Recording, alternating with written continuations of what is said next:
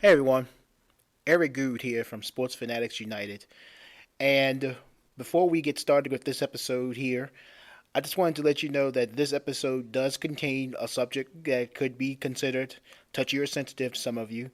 And just wanted to state that the views and opinions of anyone on this episode, that their opinions are just theirs and it's not reflect Sports Fanatics United Tailgate Party Talk Podcast in any way, shape, or form.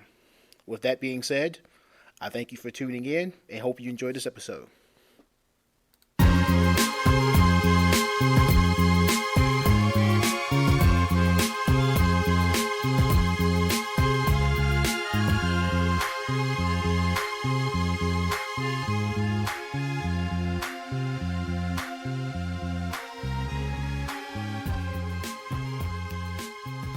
Fanatics, we're back for another episode of Sports Fanatics United. I'm Eric Good, and my co-host as always, Keith Patrick, Max Briggs. What's up? Today we got a very special guest joining us from one of our friend podcasts that you can catch, the Tailgate Party Talk. And with us today is the host of that podcast, Shane Davis. Shane, it's about time we finally got you over here. Heck yeah, man. It's a pleasure to be here with you guys. All right. But first, before we get started into our episode today, give our listeners just a rundown about what the Tailgate Party Talk is all about. Man, we call it Tailgate Party Talk because I think there was plenty of sports podcasts out there, and what's the best part about sports anyway? It's being able to get with your friends, have some drinks, eat good food, and so we embrace all that at Tailgate Party Talk. So we talk about sports of all kinds. We have MMA, UFC episodes.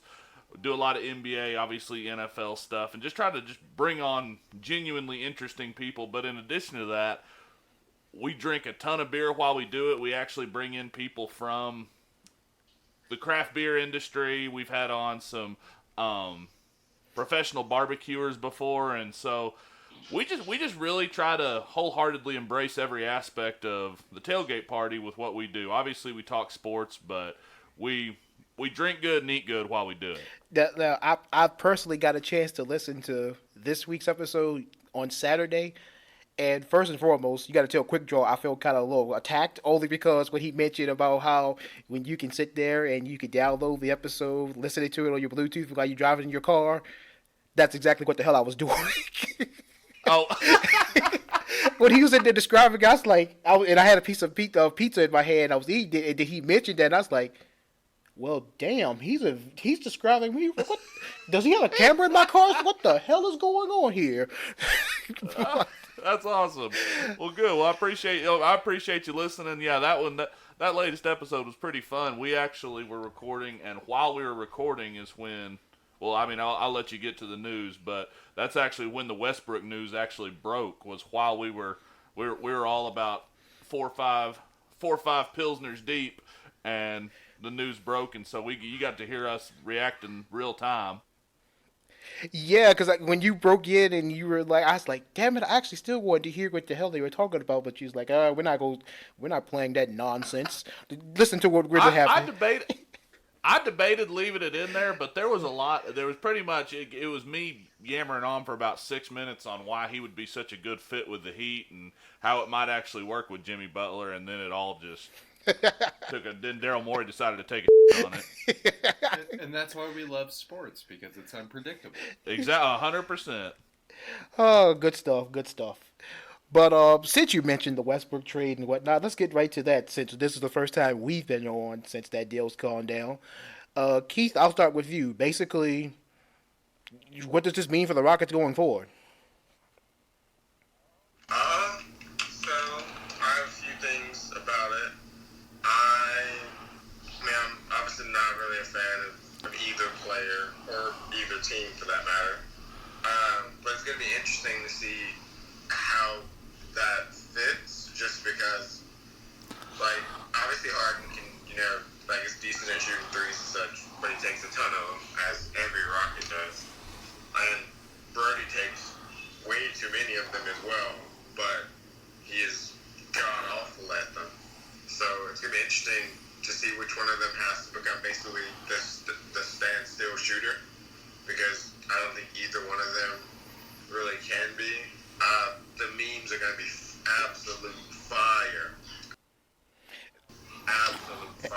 have y'all No, seen that one? exactly. Have y'all seen that one already? Where basically look like an image of 2K, where Brody and Harden were just both at the last second shot were trying to pull the ball away from each other. Like I said, That, Absolute fire. that's what I can definitely see happening. Holy crap.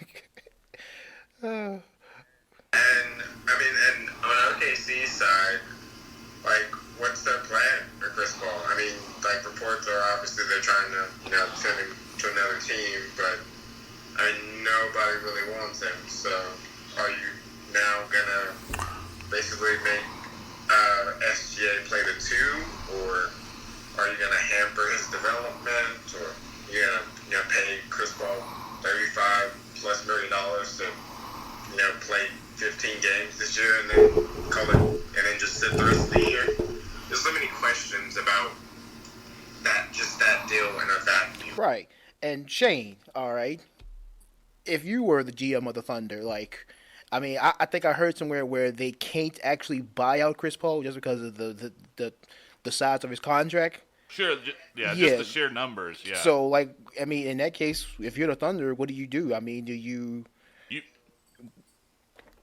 You move them at whatever cost. I mean, you move them at whatever cost you can.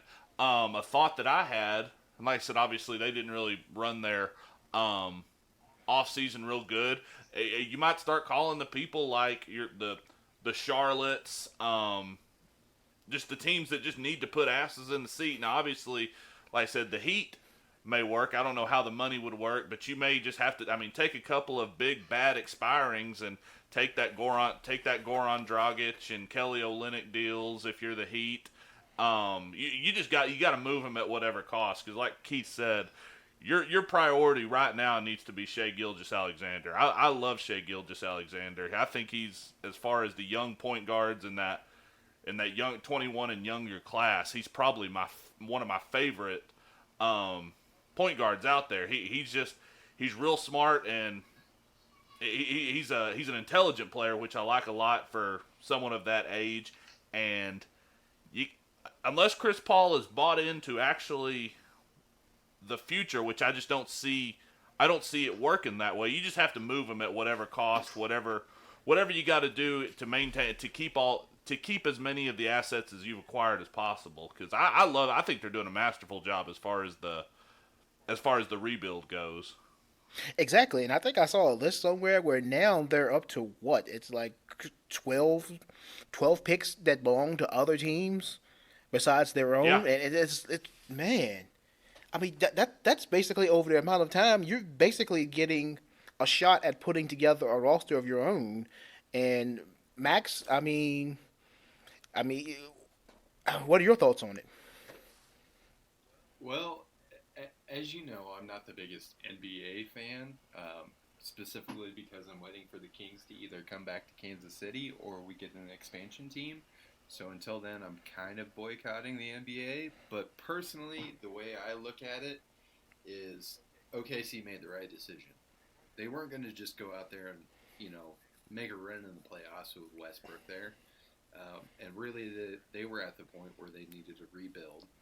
So they capitalized on that and sent Westbrook to Houston. Boy, did they ever. Yeah, I mean, they did get Chris Paul in return, and he's pretty much useless to them. So they do have to figure out what they do need to use or get rid of him with, whoever that team may be that might be a trade partner for him.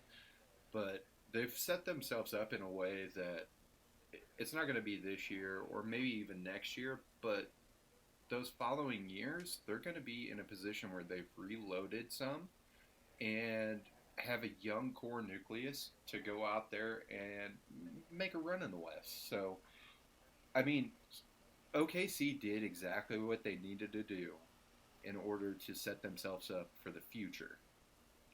Houston, on the other hand, is essentially trying to make a push now and for the next couple of years, but other than that, they've kind of mortgaged their future a little bit. So, honestly, the way I see it is OKC won the trade because they're hedging their bets and going towards the future, whereas Houston's trying to capitalize on maximizing Harden and maximizing Capella and all that stuff. in order to try to make a championship run, because the West seems somewhat open at this point. Kawhi Leonard kind of changed the whole dynamic of the NBA and where he went, and everybody seems to kind of have that two-star system now. And honestly, everybody feels like it's their year, except for a select few teams. So it's kind of changed the landscape of the NBA, in my estimation, and from a lot of people's opinions. But really, I just don't see it working out. I'm not a fan of Westbrook, and him and Harden back together in Houston. Honestly, I don't see it panning out the way a lot of people do. So that's kind of where I sit at it. And outside of the real life NBA, we personally we have a NBA 2K sim, and this seems like the deals that Oklahoma City has made. It seems like our stats guy Derek Peterson has been behind these deals, because these are exactly like deals that he would make. Like, he loves to get a team, ship all the assets away, bring in as many picks as he can, and then in 3-4 years sit on top as champion. And to me, that's the first thing when I look at that list and saw all those picks that OKC will have from other teams, and it's like, it's smart. I mean, capitalize when you have the opportunity to capitalize. I mean, these players aren't going to be around forever. Sure, careers are pretty long in the NBA when it comes to superstars, but in reality, why wouldn't you try to set yourself up for even a further run than what just a typical career for a superstar is? Right. And that's what OKC did. I mean, I can't fault them. I mean, get rid of Paul George, get picks, get rid of Westbrook, get picks, and get Chris Paul, which you're going to flip for more picks, possibly. It may not be great picks, but you're going to flip him for someone if someone's dumb enough to take him. Because honestly, I'm not a Chris Paul fan. I mean, it's not like he's going to put some team over the top if he goes to him. So, OKC did it right. They're setting themselves up for the future. I know fans are probably mad right now that they lost out on Paul George and they lost out on Westbrook, but in reality, they should be happy because the ownership and GM is trying to set themselves up to be a perennial contender, not just we're gonna contend for as long as Westbrook's here. So. And I think that's what I admire the most is the speed with which Sam Presti did all this. Right. That he saw when Paul George asked for the trade, because that was a team worth. That was a team you could honestly kind of con yourself into thinking that they might have some legitimate chance with Paul George and Westbrook. But when George wanted out, he knew already that Westbrook wasn't going to win a title there. He's not going to win a title with Russell Westbrook as a centerpiece, and he went right into rebuild mode. And that's, I think, what I admire the most is the speed with which he did it. He didn't, and he's not doing what, I mean, I always get a hard time for the hate that I give the Knicks, but seriously, like they did the polar opposite of what you need to do in NBA. They just spent their entire cap on seventh guys, and the joke I always hear is that they're going to be the worst team in the league. They're not going to be the worst team in the league. They're going to be like an 8-9 seed and just park themselves in purgatory, right, which is a death sentence in the NBA. Mm-hmm. So you're going to get middling picks. No one's going to impact, and now you don't have any money. Because if they had just done, like, let's say what Toronto is doing, they would have been right there in that sweepstakes for Russell Westbrook. But all their money was spent up on new guys, and so now they just got to look around at Julius Randle and Reggie Bullock.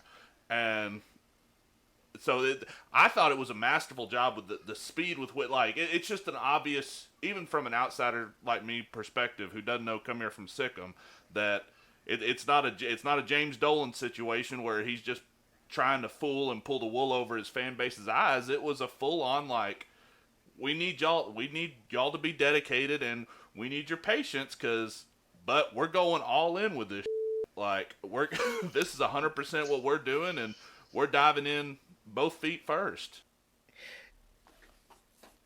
Uh, Well, let me put it like this, though. I mean, with the landscape of where the NBA is at now, from the super team era, and it's like, don't give it's just to me into transition. I'm one of those guys, especially one of those Laker fans, that is actually happy that Kawhi didn't come to the Lakers, mainly because now look at all of the parity that you have in the league again, and Oh, sure. I'm just excited for this upcoming season and going forward because it's like right now this is the first season you really can't say who you think is going to be in the finals. I mean, yeah, Huh? the sexy pick right now is the Clippers and the Sixers, but you can't really say that with certainty like you could with Well, the that number you one could team in the with East is running it back. So Milwaukee, with Golden State and Cleveland. Milwaukee had the best record. But no, all I was saying is, I mean, yeah, the Sixers are, I guess, are the advantage. But shoot, Milwaukee, they brought back everyone but Malcolm Brogdon on the best record in the league, and I mean, there's legitimately for the first time in years, there's probably 6 teams that you could guess are going to win the title and not be that out of round on it. completely. This year, it actually kind of makes the NBA interesting for the regular season. Uh, it'll be nice to see what kind of shakes out from all this. But going really quick, going back to the whole OKC getting rid of their stars, it's kind of refreshing to see, in my opinion, because a lot of the times you see these teams that hold on to their star players until it's too late and they never get anything in return for them. And OKC just went out and goes, okay, this isn't going to work out. We're not going to get a lot of return for just having these guys on our team for a couple more years and not really compete for the championship, but still be competitive. And it's just nice to see them kind of go, hey, F it, let's see what we can get in return for these guys. It's nice to see for once. Sure. Right.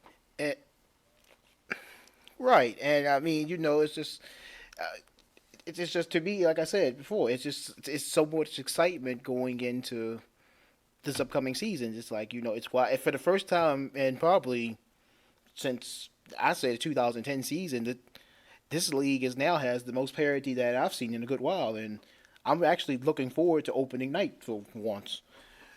But which can boost its standings from being not the most popular league in the United States, but also it could push them towards being the most popular because the NFL, the parity really isn't there like we all think it is. And the same thing with the MLB, the parity really isn't at that level that the NBA is at this point in time now. So they could gain some viewers and some diehard fans with the way that the league's set up this year. Well, hell, look at what they're doing right now. It's July 15th, and we're talking NBA. They're picking their spots, and they're owning the summer essentially. there you go. I mean, when's the last time you've cared about NBA in July? Like, I mean, I love NBA. NBA is probably my favorite major sport, but like, I have before I know it, we're summer league's on right now, and so they're marketing their guys. They're marketing Zion and RJ in summer league, and then before we know it, in another couple of months, the season's going to be started. I mean, it's become a 12-month sport. The last time I could, which is crazy. Fairness for me, it's as a Warriors fan. Obviously, I've cared about it in June and July for quite a while. Sure. As a non-fan of the NBA, like I'm a college fan. For me, thinking that I would even like actually enjoy talking NBA at this point in time is just crazy to me. Like, like it's nothing I would ever see myself doing on a podcast. So I actually kind of enjoy it, and maybe this year I'll watch more than just a couple games, more than just a couple regular season games. Usually I tune in for like the Christmas Day games and maybe a couple, big time headliner games where it's like a fight towards the end of the regular season to see who's who's the top team and see who's kind of gearing up for their playoff run. So it might make me watch a little bit more, which is unheard of for me because I'm really not a fan of the NBA. And I'm gonna tell you like this too. Another point of the year that's gonna be actually mean something again to me anyway is the first round of the NBA playoffs. Because let's all be honest, the first round of the NBA playoffs lately has just been a formality. I mean, who's thought that Cleveland's going to get upset in the first round, or Golden State's going to get upset in the first round of the playoffs the last few years? Certainly not me. I can probably speak for you guys and say none of you either, But now with more parity and, I feel like with this becoming once again a 2 superstar league on each team that actually has a chance to do something, that 4-5, 3-6, 2-7 matchup actually is going to mean something in the first round. I mean, that's my thought anyway. Oh yeah, yeah. I mean, just kind of write out just a fun little exercise. Write out who you think is making the playoffs in the West. So I mean, you got the 2 LA teams, obviously. Denver's killing it. Obviously, now Houston is going to stay there as a competitor. People are forgetting. I mean, Keith's team there. I still think the Golden State Warriors are a top 4 team in the West. I mean, people forget that they were winning titles before Kevin Durant was there, and yeah, Klay Thompson is hurt, but the guy they got wasn't some scrub. I mean, D'Angelo Russell's an all-star. I mean, write out who you think. There's going to be some good teams miss the playoffs in the West. I mean, like I said, I don't know if my Spurs are going to be there, and you still have the Mavericks as Luka Doncic, Luka and Porzingis are. That's going to be a pretty decent little untalked about duo. I mean, there's going to be some good teams miss, and like you said, it's going to make for some really intriguing first round matchups. The only thing that could bring down the Warriors is if D'Angelo Russell's camera is rolling, but we'll talk about that on another episode. Oh god. But any more thoughts on the NBA to this point, gentlemen? I will say Shane brought up a great point about the Mavs. They are going to shock some teams this year. I'm excited for them. I mean, Doncic and Porzingis, man, that's going to be a hell of a combo right there. And a lot of like you said, nobody's talking about them because everybody's so focused on this Westbrook trade, on where KD went and where Kyrie went, and how the NBA is just getting shooken up so much, and the Mavs are just sitting there like, yeah, we've got a pretty good 1-2 punch right here. So, yeah, forget about us right now. But when it comes to the regular season and the playoffs, you guys better watch out. And I'm going to be interested to see what goes on with them. Oh, to me, the Mavs are definitely making the playoffs. I mean, it's just they won't that bad. I mean, they had a losing record last, but they really won't. They won't like a horrible teams like the Bobcats of old and whatnot. It's just they were a young team that just needed some time, and now with actually the super teams breaking up and with teams just going towards a 2 superstar race, the Mavs right there, they got their 2, like you said, Doncic and Porzingis right there. They're making the playoffs next year. People forget what Porzingis was when he was healthy. I mean, Porzingis was in MVP talks when he was healthy. He is he's a defensive stud, and he's a 7'3" dude that is pretty mobile and can shoot a 3. I mean, another Knicks. I mean, and then they got him from the Knicks for a salary dump. Like, yep. They didn't really all they gave up was bad contracts. They stole him and put him with one of my favorite prospects in the past couple of years, Luka. So, yeah, steal of a deal there. They're definitely going to be one of those teams that you look back and go, "Wow, I didn't really." I feel stupid for not thinking about them.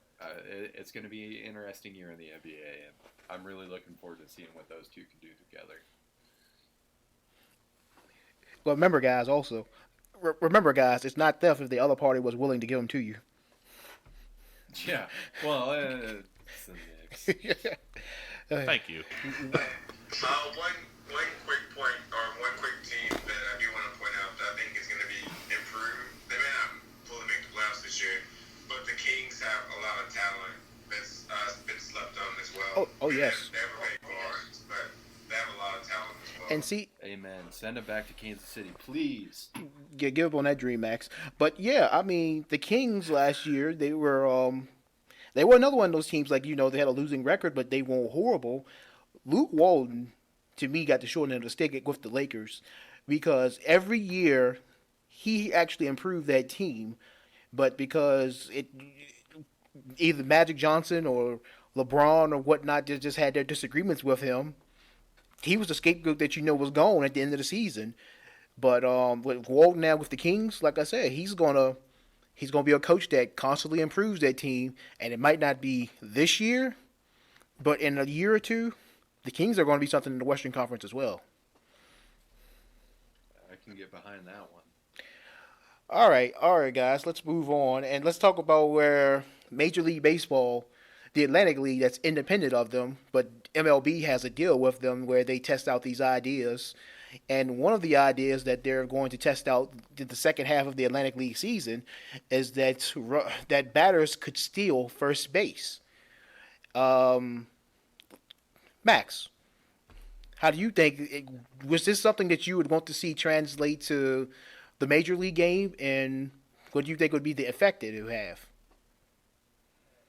As a person that is a staunch baseball purist, I say yes. Honestly, I think it will inject some life into the game and make every at-bat count. And it'll also benefit my team, the Royals. I mean, my Royals have been brought up as a national pitching and defense and speed team. A National League team in the American League. Yeah, essentially that's what we are. I mean, National League Ned is coaching an American League team and turning him into a National League team in the American. So the way I see it is, teams that have speedy players on their team are always going to have the opportunity to get on base, even if they may not hit for average or hit for power, or even hit at all.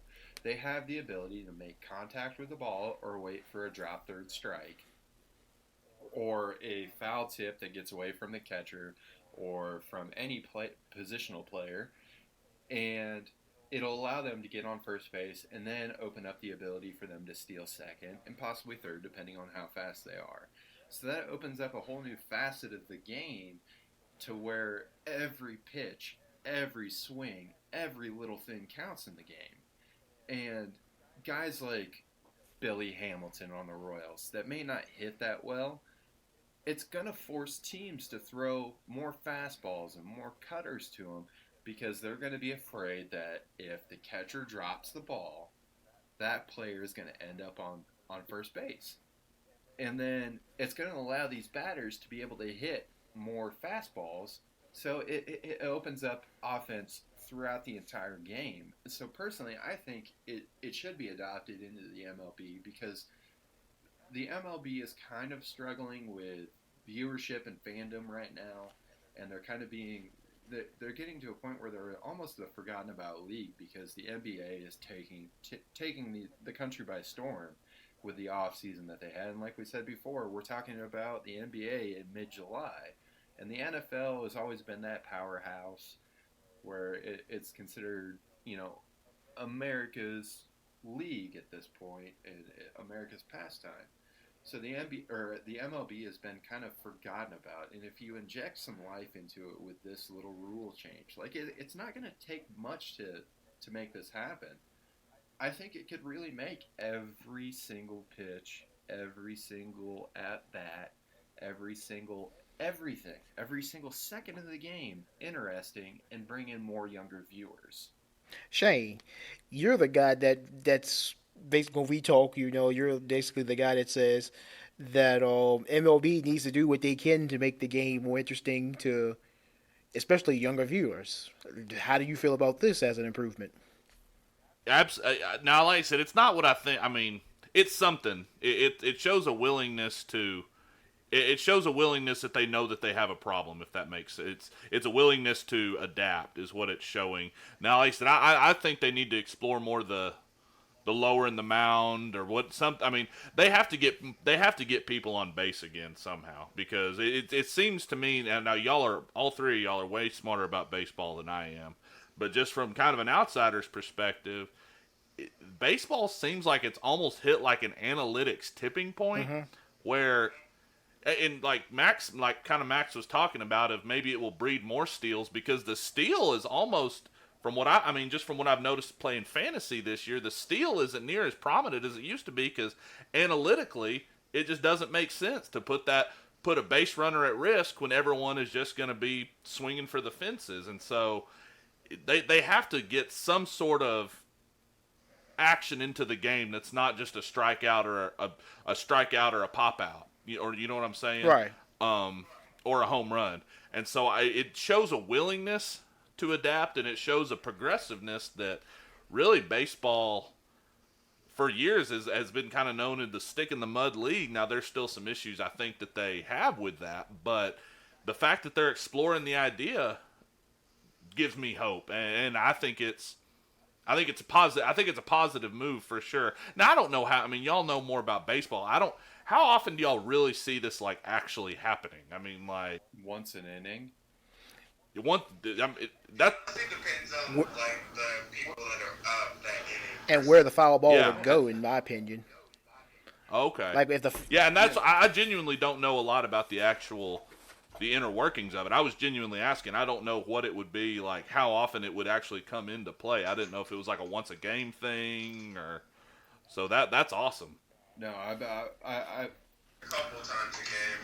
I don't personally see once an inning, but at the same time, I can see how like it could be per se every single inning, or every 2 innings, or something like that. I could see a team. You could. I could go ahead. Eric. I could see a team like the Rays and the Royals really using this to advantage, because they're just those pesky teams that they don't depend on the home run as much. And so like a foul, like one of the things they talk about, like you can even do this on a foul ball.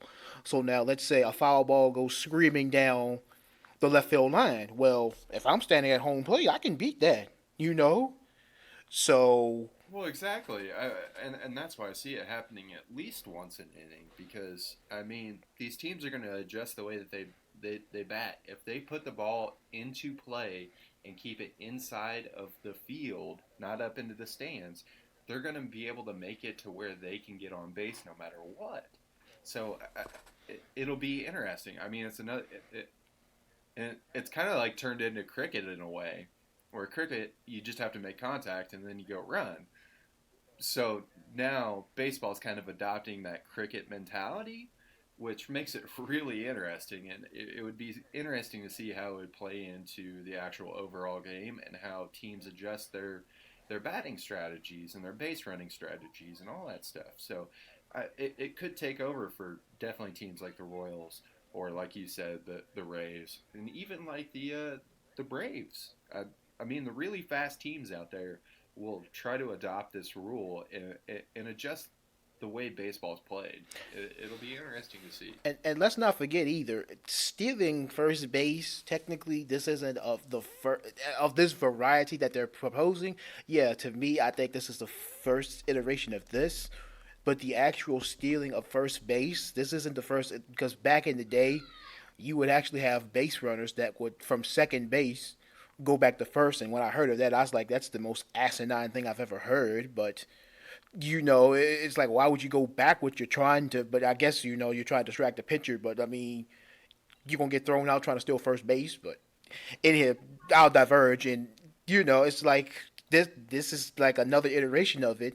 And I actually like this, though, better than I actually like in extra innings. Now, you have a guy that just stands on second base, and, okay, let's get him in. All right. But with the way these players are now, they could get that guy in almost in their sleep. So instead of ending a game, all right, if you go into extras and the game's 5-5 and you got it with nobody's on base like it currently is now, and it goes 5-5 for 18 innings, well, I guess, they want to keep the excitement factor, but you're not going to end that game any earlier, because now, let's say you score that guy. Let's say if you have 5 extra innings and in 3 of those you score 2 runs, that 5-5 game now is 11-11. and it's taking the same amount of time. So you're not saving any time either there, you know. But I like this iteration of it better because now it's going to make guys like a team like the Yankees, as in their current iteration, it's going to this rule will actually make games more competitive for those lower level teams against them. But like I said, a team like the Rays and the Royals, they could take advantage of this all day with the way their teams are built, and it's just and the end of a game also. It's like don't tune out because now with this where you could steal first base when you're batting, I mean it makes every at bat mean something. Like this guy could get on, next guy could sit there and also get on because of a wild pitching. Hey, we got a rally that could be happening. I think one team that is going to be interesting, let's say that like it does actually ever like hit the MLB, one team that it would be interesting to see how they work within everything is the Athletics, just because of all that field out there and all that foul territory, because they could easily lead the league in steals just because of their foul territory. If I was an MLB team, I'd be petitioning to be playing at that stadium that London stadium. Play all my games over there. Did y'all see how big that foul territory was? I watched both of those games, and man, poor Michael Chavis too. Well, they had to use it somewhere because they didn't use it in the home run. I actually did. Like, home run wise, that looked like a minor. That looked like a high school stadium. And you know what we do when it comes to things of Cleveland? We always blame Richard. Yep. Damn Dick and his horrible Cleveland teams. All right, guys. Let's move on to some NFL talk now. Max, I'll let you bring up the next subject.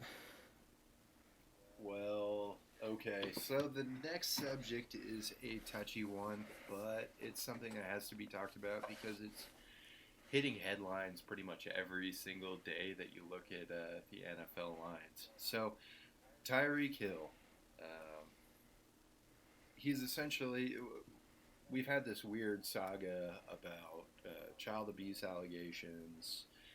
He's also a player that before he became an NFL player, he was accused and charged and ultimately had punishments for abusing his soon-to-be fiance, and also she was the mother of his child, and she was pregnant at the time. And over the past couple months, we've heard of different stories about how he broke his son's arm, and then we had a partial recording of him and Crystal Espinal speaking in the Dubai airport about the incident.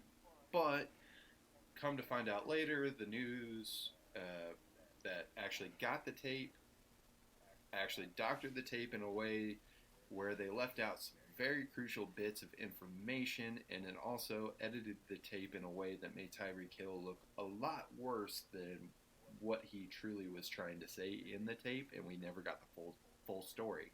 So it came out. I take it all of you guys have seen kind of the different news that has surrounded this story and what has actually come out in the last couple days. What are your guys' takes on what actually the full recording stated and kind of the whole back and forth between Tyreek, the NFL, and Crystal Espinal and the Chiefs? Where do you guys sit on this? Let's start with you, Eric. I was going to let our guest Shane start first. Oh, okay, Shane, start first. Man, I don't know. I'm real weird with this kind of stuff. I'm a big where there's smoke, there's fire kind of person. Now, like I said, obviously, it's not to say that everything that comes out is 100% true, but when you keep hearing the same type of thing around the same people, I do think that there is genuinely some there. It has to come from somewhere. It does. I mean, it has to come from something out there, and so I'm not going to speculate on. I didn't even listen to the audio, honestly, because I think it's gross and terrible. All I can ever really think about in this situation is, irregardless, there's a child in an extraordinarily unhealthy, volatile environment, one way or the other. I mean, both of those people seem incredibly unstable, and I almost hate turning it into a football story because that's all I can ever think of, and not to make it even more depressing is there's a very small child in what is obviously one way or the other an incredibly unhealthy environment, Right. and and it's honestly stuff like this that not to I hope it doesn't derail it is and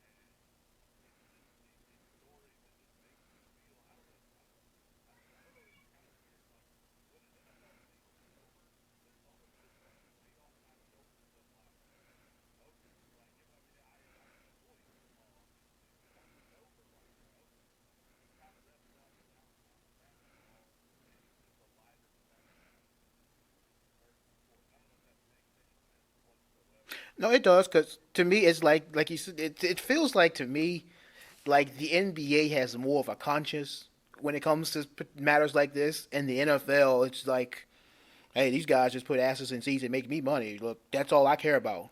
So I get that point from you. Yeah.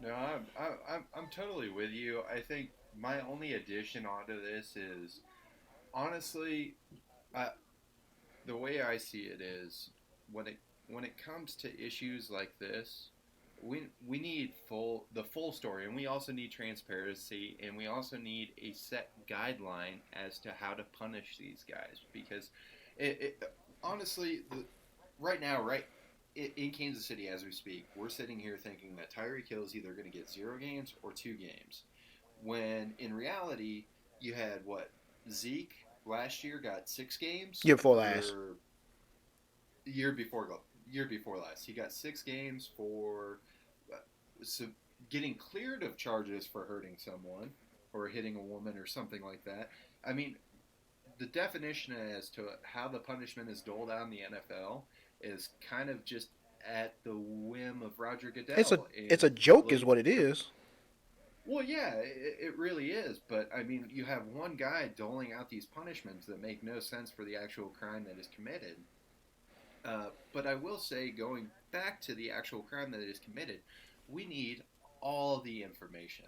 And as a society, we go in, we hear a snippet, we see a headline, whatever, and then we make our assumptions, and then we hate that person or like that person depending on what that headline or that little snippet or a little quote or whatever it is. And honestly, we need, as a group of people, we need to do our due diligence and get all the information at hand before it is said and done, and before we make our judgments on people. And honestly, that could be played into this Tyreek Hill case. Yes, it sounds like that child is in dire need of a better situation, but I won't put all the blame on Tyreek.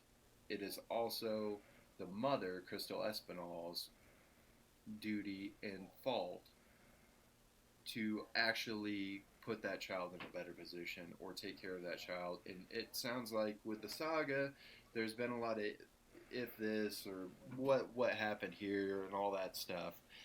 it sounds like both Tyreek and Crystal are at fault here, but there's also some more stuff that plays into the backstory as to why we're really digging deep into Tyreek Hill, and that's the 2014 incident. And even on the tape where he unknowingly was recorded by his fiancee Crystal, he brought up the 2014 incident and vehemently denied the fact that anything even happened. And it sounded like he was inferring that she kind of pulled a fast one over on Tyreek. And in today's day and age, honesty is the best policy. Whether what he said was true or false, really what people need to do is just be honest with themselves and honest with the general public when it comes to this stuff, and admit their mistakes and admit their wrongdoings and just get it over with. Because people can learn, people can change, people can be forgiven, and if we're just honest with ourselves and honest with other people, I think we can circumvent a lot of the circus and that's been happening as of late, especially in the NFL with Zeke and Hunt and Hill and Hardy, stuff like that, and Rice even before that. So there's a lot of things that can be learned from this situation. Anything to add, Keith? A few things. I mean, I see it as, and obviously we're never gonna know like the entire whole story just because they never released the entire thing. As I mean, that's how judicial and all that works. But anyway, beside the point, it's hard to per se. I mean, it's not hard to punish him, but it's like hard to justify whatever punishment he does get, depending on obviously what he gets, because nobody knows like everything. Like whenever it first came out or whatever, majority of fans and such were obviously like up in arms about it, and like as they should be, like it's true and all that, because it's a ridiculous situation, something that should never happen. And like part of me always sees per se the best in people, so I didn't want to per se believe it. And when like whenever I first heard about it, I was like, okay, we'll just like wait to hear the entire story before you per se jump to the end. But as this drags on, we're waiting to see what happens, like how many games he gets, how many he doesn't get. I personally think he's gonna get like 6 to 8, just because of like Goodell wanting to per se be consistent. But I also can't say I'm gonna be shocked if he ends up like 2 or with 0, because they come out and say, oh well, from the evidence that we found, like she lied or this or that, so we're only going to give him 0 games, we're only going to give him 2 or this or that. So it's a flowing situation that honestly I just hope ends soon. Like they're just going to have to, I mean, I never want to take kids from their parents and such, but this may be one of those times where it could just be better. Well, and it's not just him. They should take it away from her too, because it seems like Just the parents, like both parents. Yeah, okay. Yeah, I'm totally with you on that. It sounds like they're both part of the problem, and it sounds like both of them are pretty toxic together, so that might not be the best situation for a young child to be in. And also the new news that just came out, I think a couple days ago, is the twins that she had just given birth to, she's now filing a paternity suit to see who actually is the father, to see if Tyreek's even the father. So it lends a whole new layer to it, and it's really messed up, and it's really sad to see this happen, especially when there's children involved in this situation. And really all I know we can hope for is that those children are taken care of and put in the best situation possible. So exactly. Hopefully some people can step in and do the right thing and give those kids a loving and caring home. And that's pretty much all I got to say on it. Is there anything else to interject in on this situation? Not on my part. Okay. All right. Well, Well, let me ask you guys. Let's move on to a lighter topic now. While still in the NFL, though, I mean, with the contracts that you've seen that these NBA players are getting, Shane, I'll start with you. But do you see the NFL possibly walking towards a lockout in 2 years? 100%. Yeah, I don't. Unless there's a very drastic change, there is 100% going to be a lockout. I mean, we actually just saw. I mean, just last year we just saw a guy that essentially, arguably the top running back in the league, essentially, it stay home for a year and still get paid. And like I said, we may about to see it again. A top guy in the league just wants to get what he's worth, and I think it's all. I think so much of it would just be undone if the NFL would just guarantee their contracts. But again, it goes back to what I kind of mentioned in the previous story. When you have a legislature that works where the commissioner reports to owners, the owners have one thing in mind, and that's their pocketbooks.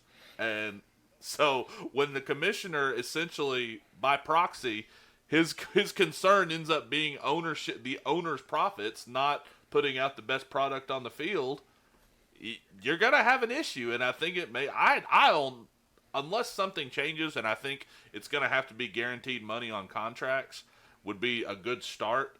I 100% think we're going to a lockout. I agree with you. I feel like, I mean, there's been talks the last week, and then they're supposed to get together at the end of this month to hopefully hammer out a new deal. But I mean, as of standing right now, like you said, unless those contracts get fully guaranteed, I just don't see. I don't see how you can avoid it in 2 years. But now, Keith, let me ask you this question: if you're the players, like let's say the owners come to you, you're the representative for the players. The owners come to you and they'll be like, "All right, we'll fully guarantee your contracts, but we want 18 game season." Is that something on if you're the representative for the players and the players themselves? Is that something that you would give up in order to get those fully guaranteed contracts? The only person that should ever, do that deal, and honestly, they don't even have to do that deal, is the person who will continue to be brought up on this podcast, I guess, every episode now, Kirk Cousins. That's the only person who should be jumping for joy over that deal, is that he can magically go rob another team of more money. Long robbery. He is in the world's strongest man competition, and he is winning. Oh man, you and His agent has to be probably like my favorite and most hated person that I've never met. That man deserves an award, is what that man deserves. Like every Agent of the year. agent of every agent ever, like agent of century, agent of history, everything. You know how we have like the discussions of who's like the GOAT in the NBA. Well, that guy should be like the Mount Rushmore. It should just be like 4 of his faces on Mount Rushmore for like the greatest agents of all time. All right, Max. Let me ask you this though. What are your thoughts on if the NFL goes to an 18 game season? I think it's dumb. These players can't. Their bodies can't sustain the kind of beatings that they take now. Imagine if you add in 2 extra games to the regular season. Imagine how banged up teams are going to be at the end of the year and going into the playoffs. It doesn't make sense. And if that's what they have to give up in order to get guaranteed contracts, I wouldn't do it. I mean, it doesn't make sense. I mean, they play enough games in the season as it is. Well, I think an important addition, real quick, sorry to interrupt, is the proposal of the 18-game season is an 18-game season, but essentially like a baseball pitch count where players only play 16 games. So each player each player still plays 16 games, but there's an 18-game regular season. Right, which I've heard that too. adds a whole other layer of stupidity to the deal of. Well, exactly, and then you've got to actually expand rosters, which makes it even more complex. And then you're going to have to talk about expanding the salary cap or making it a soft cap. And now and now your backup quarterback is going to be playing 2 critical games of the season. You know, we're going to basically get preseason football 2 weeks that you have to pay. That it's going to count towards a team actually being able to make the postseason and whatnot, which is asinine in itself as well. But sorry, I didn't mean to cut across you. And just like it goes back to what something I get a dead horse I keep beating is they're not being fan centered in like like they literally have this gift of being the most popular sport and they're going to completely f it up. And because I mean just sorry, you're gonna have to use the dump button. Damn it, but, Shane. You got to use the bleep button. No, when when you put the mic in front, it's gonna work. But I did like I said. Let me just put out a scenario there. I mean, y'all have been to NFL games. It's expensive as hell to go to a game. Yes. Let's say I want to finally make my move. I want to go see Max. I'm gonna use my hard-earned middle class money to get up to Kansas City, buy a ticket. And I want to go see the Houston Texans play the Kansas City Chiefs. I can't wait to go watch Deshaun Watson duel against Patrick Mahomes. Well, I think the Texans are going to suck this year, and so maybe that's the game. I haul my happy ass all the way to Kansas City to experience the tailgate party, the best tailgate party in the country at Arrowhead, and I go in and this is the game that they're sitting Patrick Mahomes. Do you know how pissed I'm going to be? Do you know how furious I'm going to be that's the game I get to watch them play essentially play a preseason roster? Because that's the one game I get to go to every 2 years, and the coaches have to rest their players. I mean, it's so stupid. That's going to incite a just riot. The whole, yeah, Oh, I mean, that it's wouldn't just fly here in Kansas City at all. Like, we would burn the town down. fair, yeah. Especially, yeah, it's so like the story you told me before in our pre-production meeting. Yeah, oh yeah. No, things would happen. We would make national news, maybe even world headlines. Like, it would not be a good story here. Yeah, I mean, I think that's what, I don't know. They just seem so disconnected from their fan base that they're not even thinking of like these people. Like I said, this is what happens when you have billionaires that have no concept of reality are essentially controlling the commissioner. I mean, like I said, these games are expensive to go to, and like I said, and they go to see these players, and if you start forcing them to sit and essentially play scrubs, that's how you're going to give up field to the NBA. I'm with you, man. Can I say one thing really quick about like the whole the salary and contract thing? So essentially, the players want guaranteed money, which is understandable with all the punishment that they get put through. Well, the way that we look at the NFL salary cap, it's a hard cap. Essentially, one of the things that might be more beneficial to the owners is to instill a soft cap and allow them to go over that number, because you do have teams that get players like Patrick Mahomes that is coming up on their time to restructure their deal and get extended and stuff like that, and he's looking at being like the first $200 million player in the NFL. Oh yeah. So in a way that hinders teams and makes them not want to pay other players, because like right now we're going through this situation with Chris Jones about where he's holding out because we're not sure if we're going to have the salary available to pay him, and he's pretty much like the second or third best defensive lineman next to Aaron Donald right now in the NFL. And we're worrying about what we're going to be able to pay him, along with other guys like still even possibly Tyreek Hill and Patrick Mahomes and some other players that are about to be coming up very shortly. So if we instill a soft cap, that might make it more indicative for the owners to actually guarantee more money or guarantee a full contract to these players, and allow them the flexibility to play with that soft cap instead of having to eat or convert salary into to signing bonuses and stuff of that nature. I mean, there's a lot of things that can be done where we don't really have to go into this lockout stage, or we have to guarantee an 18 game season and to allow the players to get their guaranteed money. There's some things that can be done, and they need to take notes from these other leagues that have been successful in paying their players and giving them guaranteed money. That's really what it comes down to. In my opinion, if you're an NFL player, you should have listened to Richard Sherman 2 years ago and start saving your money. Because, Yep. I mean, the only way you're going to really enact any change with these NFL owners, you're going to have to hit them in the wallet. And the best way you can hit Yep. them in the wallet is for no games to be played. Because if there's no games played, no asses are going to be in seats. And if there's no asses going to be in seats, those money is coming into those pockets. And that's when you're going to enact change. Because a couple of years ago, they told the players, save your money. We're going to a lockout.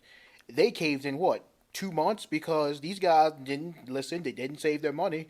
And now they couldn't afford to not get game checks because it they'll run through their entire all of their money if they're not playing games. So they had to cave, and the owners knew that. So like I said, 2 years ago, Richard Sherman was telling players, start saving your game checks now. Because after the 2020 season, it's looking like we're going to a lockout. And if we're going to really do something with this lockout, we're going to have to sacrifice maybe the 2020 season at least. So that is the only way, to me, that they're going to get any kind of change done is they're going to have to go in this lockout. And that's 100%. gonna be the death nail for him, man. That's gonna hurt him so bad. One quick question, though. Let me ask you guys this also. Y'all think we're going to have football in 20 years? No. Plain and simple, no. I think we... Oh, go ahead, Shane. I don't think. I think there. I think there's just still too much a demand for it. I mean, there's just too many corn-fed people, and corn-fed people in the South and conservative folks, and I just think that it's so. I come from West Texas, and it is a literal religion down here. You can put out every CTE story in the world. I mean, you could put it right in these people's laps, and they still won't give it. Now, I do think it will be. I think youth football will be illegal. Like, it will literally be done away with. Tackle football on the youth side, but just coming from where I come from and just seeing that's literally what communities are based around is football. I think it will be, now it'll be a different integration of it. Hopefully they'll actually kind of lean into the safety aspect of it and learn a little bit about it and actually research. But I don't see it going away because, guys out here in West Texas, there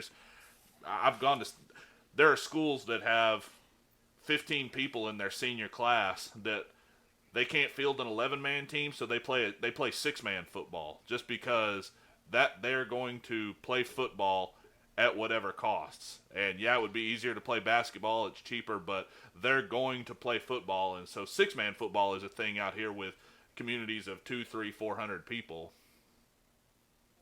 Well, I get that, Shane, but when I say no to no football, I'm talking specifically about like the NFL.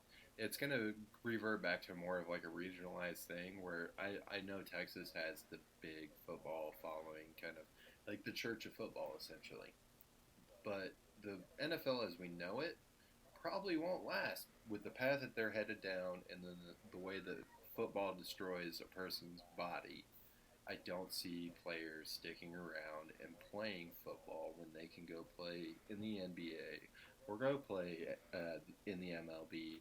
And soon enough, it's going to be go play in the MLS or go play in the European League. But see, okay, now to that point, I have to disagree with that because, all right, you might not get these guys that are coming out of college that would play football because, they understand the effects it could have on their bodies. But let's just say that somebody that's grown up with poverty all their life and they have the skill to play football. They might not have went to college, but there's some other way that they get scouted and discovered. That's the owners then are going to look towards that avenue. And if you offer life-changing money to these guys, they're not going to turn that down. They be damned with what it's going to do to their body if they can provide not for their only for their family now, but for their family in future generations. It's like if I have to sacrifice my body to provide for my family, so be it. And you want to find a lot of guys like that, and that's why I think the NFL will survive. It's just college football, and like Shane said, youth football below it. That might die off, but just that aspect of the NFL being able to do that and offer guys life changing money, it's not going to die off. And I hear 100% of what Max is saying, and I agree to some point, but the reason that I don't ever see that kind of change happening, even after all we've learned, in 2019, we still have people that knowingly get into boxing. We watched, our parents' generation watched, essentially, I mean, arguably the most famous athlete of the 20th century, Muhammad Ali.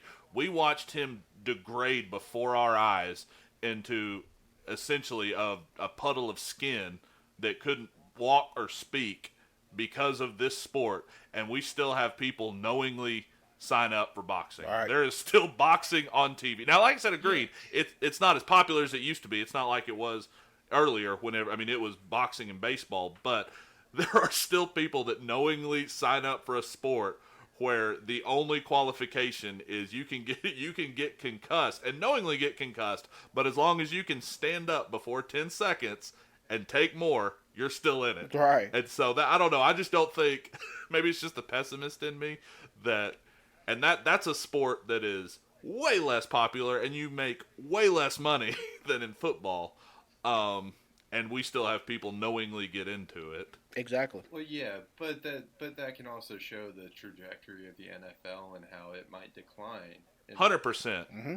You know, and that's ultimately what I'm alluding to is okay. More than certain. Like I'm saying it more for shock value. Going, yeah, no, there's not going to be football, but the decline of football is definitely going to be evident in 20 years. It's not going to be this top dog like it is now. Sure, I mean, 100%. I agree 100%. And it's sad to say because there is changes that could be made to make it more safe for the players, and there's things that can be done. But the NFL is one of those leagues that just tends to ignore its players and ignore the warnings and ignore the risks, and just say shut up and play football. That's what they do best. Mm-hmm. So that's ultimately going to lead to the decline. And these smarter people that are going to go, well, am I going to go put my body on the line for a check here in the NFL, or am I going to go play another game and not essentially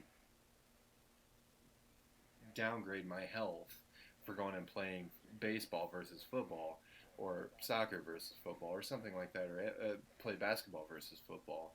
They're going to choose those other leagues, and it's going to start very soon, and it's going to be interesting to see what the quality of play and the caliber of player in the NFL is going to be in maybe even 10 years when these guys start migrating to other sports. Especially with them damn contracts they're handing out in the NBA now, man. Oh yeah, well, that's gonna NBA and MLB. That's gonna be a catalyst. Come on. Yeah, those two guys those two leagues are handing out money like it's going out of style, and these guys are going to start to realize that, especially if nothing happens with this next CBA in the NFL. Well, Shane, before we go, I mean, tell everybody where they can find Tailgate Party Talk. Yeah, man. We're on pretty much all the major social medias. The one we're probably the most active on is Facebook. You can go to facebook.com/Tailgate Party Talk. It's all one word. And you can like the page on Facebook. And if you're there, join our Facebook group. But like I said, all the guys that are on this awesome podcast are actually admins of the group. And they take this kind of attitude toward it. It's a positive. It's literally like an online tailgate party. I mean, we just talk sports, beer, drinking, food. And it's just a positive, fun place to be. And it helps kind of us generate, all of us creators and podcasters just kind of get content and get input and help us form our opinions. It's real fun. Like I said, y'all would enjoy it. We're also on Instagram at instagram.com/Tailgate Party Talk, Twitter at Tailgate Party Talk, and if you're a beer drinker, I'm actually on a little app called Untapped at just my name, Shane Davis, and it's pretty much like beer social media. I have a problem. It sounds really pathetic saying that, but yeah. And so we actually just had an episode drop this past week where, kind of like I said earlier, we actually were recording the episode when the news of Russell Westbrook getting traded came across, and so it's pretty fun. But man, I had a blast, guys. Y'all are killing it, and like I said, I'm happy to know y'all, and can't wait to do my part of the home and get y'all on and tailgate with y'all. I'll mail y'all some beer to drink all over the country, and we'll all drink together by proxy. Sounds good to me, buddy. I got to do the same for you. I got to pay you back for that one thing that I got from you a couple months ago. It's all right, man. And I'm still this has been plenty. And I'm still waiting for that Oreo Dumpa-Dunk, but man, because just the way you described it, I've been had my mouth set on it since that episode. I'll see if I can dig some up, and maybe I'll send y'all some double dunk. Ooh.